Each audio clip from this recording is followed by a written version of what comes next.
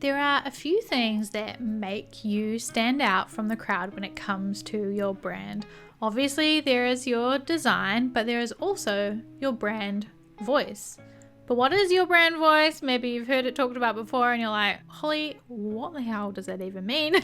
Can you tell me about what brand voice is and how the heck I can find mine and use it in my business? And the answer is yes. Let's dive in.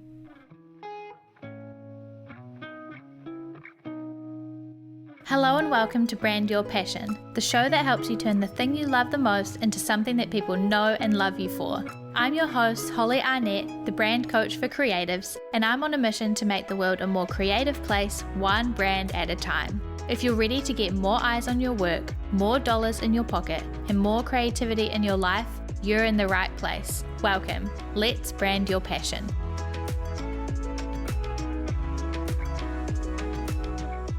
Before we dive into today's episode, I want to read a review from Lauren B19, who said that Holly's podcasts are so helpful. As a creative, I always get tips and ideas I can put into action right away. I love that, Lauren. Thank you so much for leaving that review, and I hope all of you listening agree as well. And if you want to maybe hear your review read out loud and me give you a shout out and a big old thank you, then make sure to leave a review on Apple Podcasts or Spotify, and yeah, I will read it next time. Thank you again, Lauren. You are the best. Okay. In today's episode, let's talk about brand voice and what creatives need to know about finding and using your unique brand voice. So basically, to clear things up from the beginning, your brand voice is essentially your distinct personality. It's the unique way that you present yourself that makes you different from anybody else. It should set you apart from everyone else and help your audience recognize you in a crowd. And that's why it's super important, because it does help you stand out, influence people's perception of you, increase their recognition, build trust, and create community. So it's all about making sure that people know who you are, they spot you, they recognize you, and they can say like, oh, I knew that was Holly because it just felt like Holly. It sounded like Holly. And I love Holly, and so I'm going to consume that content, or I'm going to enjoy that thing. So it's a really, really important part of your brand strategy, and then influences so many other things like your copywriting, your social media content, your visuals, your press releases, ad campaigns, emails. All of the things are influenced by your brand voice. So that's why it's important. There is a distinction to make, and hopefully this will kind of explain your brand voice a little bit more too, between voice and tone. Everybody has a unique voice that's different to everyone else's, but it stays consistent. If you hear me talking across a room, you can probably tell that it's me, and I always sound like me unless I put a filter on my voice or something like that, but it always sounds like me, and I sound different from somebody else, right? So while I have a consistent voice, my tone is influenced by emotion and inflection, and you might use different tones in different situations. So while I always sound like Holly, I can sound more serious and formal and professional, or I can sound more friendly and casual and chill. I can sound really excited and hyperactive and whatever if I'm launching something. There are so many different situations where your tone might change, but it will still sound like you. Hopefully that kind of explains things. You can think about, in terms of your tone on social media, you might sound one way. With your friends or family, you might sound a certain way. If you're dealing with a customer service situation, you might sound a certain way. So your tone will change depending on those situations. An example that might also help clarify this is from Sprout Media. They say that when Sprout talks to media, we may take a more authoritative tone, more confident, definitive statements, fewer questions, fewer apologies. We want to come off as an expert or leader in our field. No unnecessarily big words here, but calm, clear, and concise. But then when Sprout posts on social, we can unbutton a few buttons. Here we can be a bit more playful, use emojis, use some exclamation points, and be a bit more empathetic and compassionate. We remain confident, but we feel free to keep it casual. That's a great example of how Sprout Social is going to have its own personality, but when they're talking to media, they have to be very professional and sound like an expert who's very formal and appealing to being published in media. But then when they're posting on social, it can be a little bit more cash. They can include emojis, like all of that stuff. That's how brand voice and tone works. So how are we going to do this? How do you uncover and use your unique brand voice? Well, first things first, you need to do as I always say in most of these episodes relating to brand strategy, is you need to start off with your vision and your mission and your values, because your brand voice is influenced by all of those things.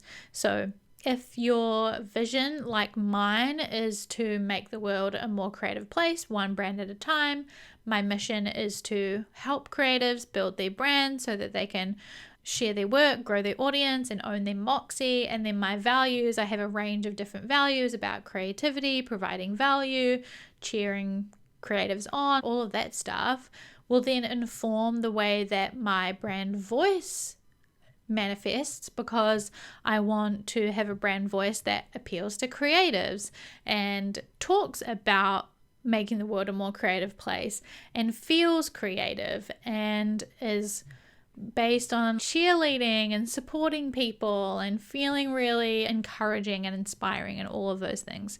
So that's why you need to really make sure you know your vision and your mission and your values before you start doing your brand voice. You also, I alluded to this just before, but you need to keep your ideal audience in mind. So think about who you are talking to. Who are you trying to stand out for? Who are you trying to attract? Who are you trying to get in front of? Who do you want to listen and pay attention and remember who you are? And what do they want, or what do they need? If they are super casual and then you show up really professionally and formally, it might not appeal to them, right? If you blend in with all the other people that they're following, then they might not spot you. So you have to think about your ideal audience and make sure you have pinpointed those people and you understand them through and through. Step number 3 is to look back at your existing brand voice. If you have already started your business, or you've been creating or making things on the internet or wherever over time, then chances are you already have an existing brand and therefore an existing brand voice. So take a look back and ask yourself, what has performed really well? What have people engaged in? What have people reacted to? What have people said they loved? Have people said, you're reading my mind? How did you know that I felt like that? Or anything like that. What has performed really well? What feels the most like you? If you go back and read stuff or look at stuff and you're like, oh, it doesn't really feel like me. I don't know why I posted that. Or I wrote this proposal and I thought it had to be really professional, but it just feels forced and I don't like it. Have a look at what feels the most like you and gather that stuff together. And then gather what I call you-isms. So I will have Holly-isms. If you're Jess, you'll have Jess-isms. If you're Pepper, you'll have Pepper-isms. You will have you-isms. These are words or phrases that you use over and over and over again that automatically make things sound like you. I always say things like, your gal did this, or heck yeah, or I don't know, I giggle a lot. So these are things that sound like me and feel like me, and when I use them I feel like, oh yeah, this feels like it's me, feels authentic and feels easy, just feels like me. So those are really great things to gather together. Then you can decide, what do you want to keep? What do you want to change out of those things that you've gathered? And what do those things feel like? What are the commonalities in those things, in the things that performed well, in the things that feel like you, and in the words and phrases that you use? What is it about them that works? What is it about them that feels like you? Is it that they're super casual? Is it that they are pretty witty? Are they really upfront and kind of no BS? What is it about them that makes them you and makes them unique and makes you want to keep doing that. Step number 4 is that you can find inspiration. Take a look at other brands, other businesses, other creatives that you like, and see what can inspire you in terms of their personality. What does it feel like? What does it look like? What is the energy that you get from it? How would you describe it? Come up with some inspiration of what you would like to sound like or what you would like to feel like. Not to copy, because that's not what we do around here, but just to be inspired by and say like, okay, I'm aiming for something like this, or this is a direction I want to go in. Next, you can then identify keywords that are going to determine what you do and don't want your brand personality to feel like. I have a list of brand keywords to choose from, but basically you want to just pick 5 words that explain what you do want your brand to feel like and what you don't. And the don't is really important because it's a really good guideline for as you're creating things and as you are outlining this brand voice to make sure you're not accidentally leaning towards those things. Say like you don't want to be formal, or you don't want to be really direct, or you don't want to come across aggressive or anything like that, but you do want to be authoritative. You can check your work and what you're creating against that and say, okay, it's feeling a little aggressive. How can I change that? Or how can I just pivot that a little bit so that it doesn't feel aggressive? It just feels like I'm an expert. So that's why it's important to have your key words.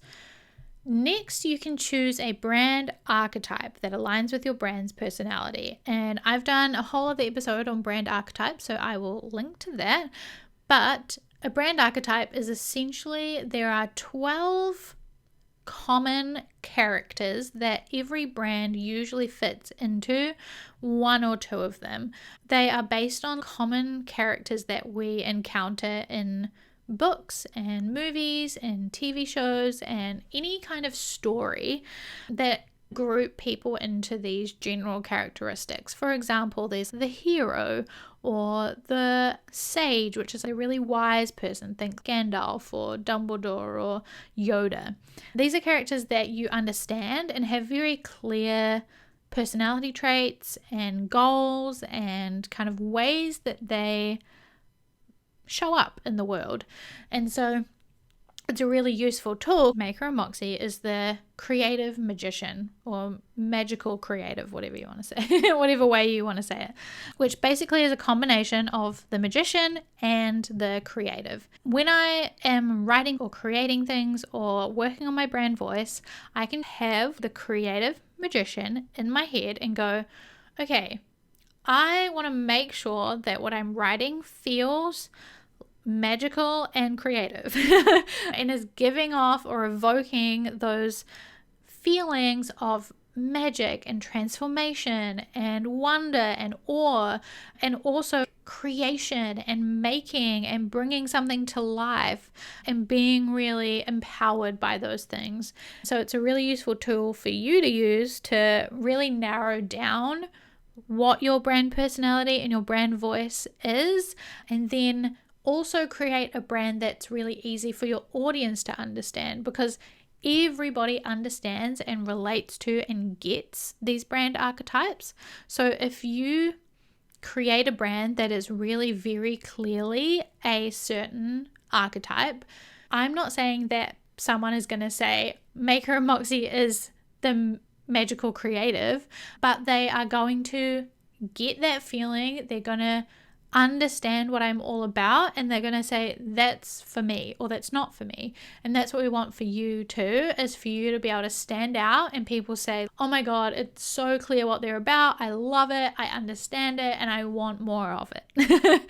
It's also a really just useful tool to be able to name your personality. So whether you do name it an archetype, or you can also name it another typical character. For example, maybe you are the bad influence best friend or the comforting auntie, or the very zen grandma.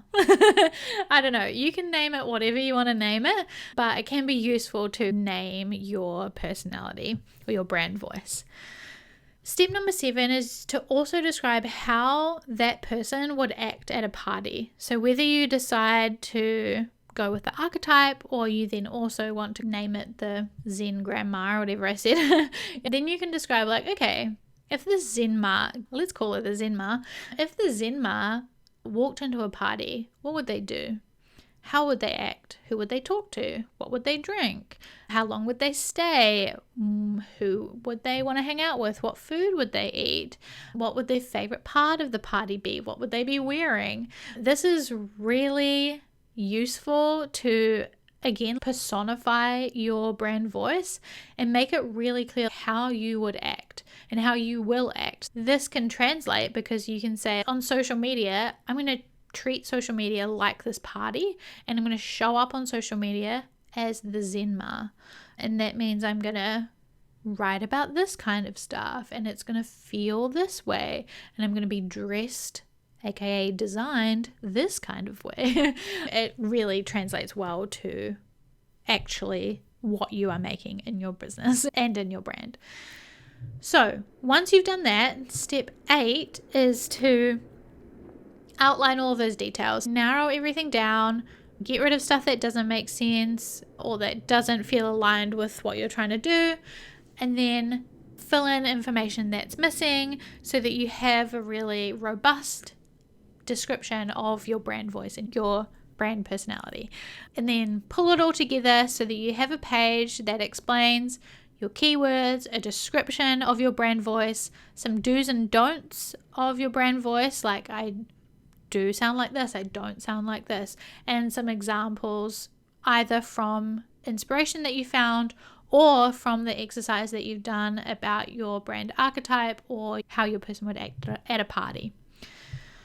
Some other things that you can outline or that you will want to pull together, you'll have description, like I said, of your overall brand voice, your brand archetype. You're going to characterize your brand, i.e. the bad influence best friend, comforting mother, the encouraging school teacher, the Zen grandma, whatever. You'll have your you-isms. You can also include a no-go list. This is what I like to call it, is a list of words and phrases that you won't use. Either they are industry terms that you don't agree with, so you don't want to call it this certain thing, or you don't want to talk about this certain thing, or whatever, or they are terms that are not inclusive or diverse or welcoming to certain people. There are a lot of terms that are ableist and racist and a whole bunch of bad things, so you can include those if you want to create a no-go list of words and phrases that your brand doesn't use. Opposite to that, you can create a word bank. This is something that I do with all my clients and they find it so useful, is to create a word bank, a bank of words that are in your brand voice, that are words that your brand would use, that are related to your overall brand vibe, your theme, your core concept for your brand. For me, obviously, my brand is all about moxie and branding and all of those things. So I have a word bank that includes a range of words that are all about having moxie and being a creative or a maker. And it's a word bank that you can refer back to if you get stuck or you want to make things feel more on brand, or you just need a little help in your writing or in whatever you are creating. Then you will have some more practical voice guidelines in terms of writing. So whether your writing is formal or informal, do you use contractions like isn't and can't and won't, or do you say I cannot, I will not? What language do you speak or write in? Do you use US or UK English? Do you use colloquialisms or slang?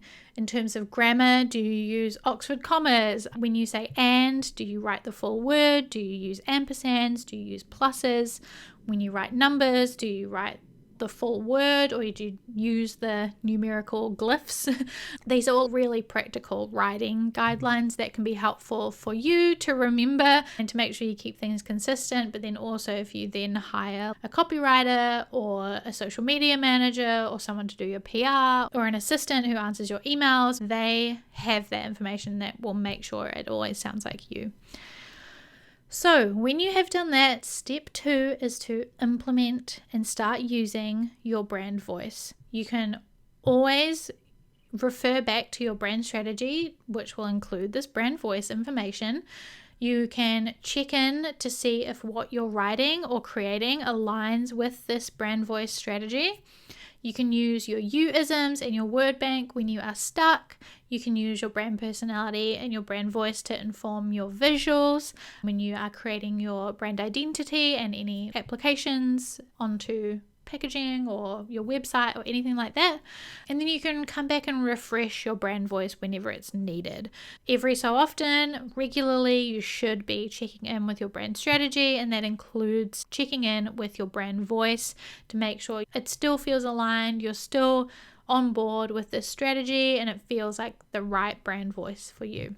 That has been 10 steps to finding and using your unique brand voice. Hopefully it's clarified and given you an insight into what your brand voice is, and then told you exactly how to try and find your own. If you would love to work on this with a group of other creatives, you can do so via the Next Level Creative, which is the branding lab for artists and makers who are ready to take their creative business to the next level. You will come in and you can watch the training all about your brand voice, get all the resources and the workbooks and tools and everything to figure out your brand voice, and then share that with me to get my expertise and advice and feedback.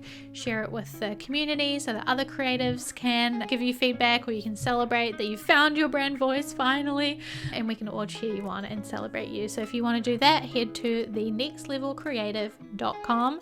But otherwise, hope this has been useful as always, and I will see you in the next episode. Bye.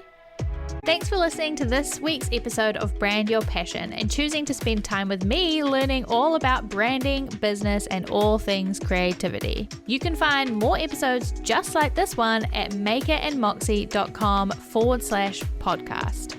If you like this one, you can tap that subscribe or follow button so that you're notified about each and every new episode. And if you've got a spare second, please leave a review on iTunes or wherever it is that you're listening to this podcast, because I would absolutely 100% love to hear from you. If there were some helpful goodies in this episode for you, it would mean the world to me as well if you could screenshot that podcast player right now, hop on over to Instagram or Twitter and tag us at Maker and Moxie.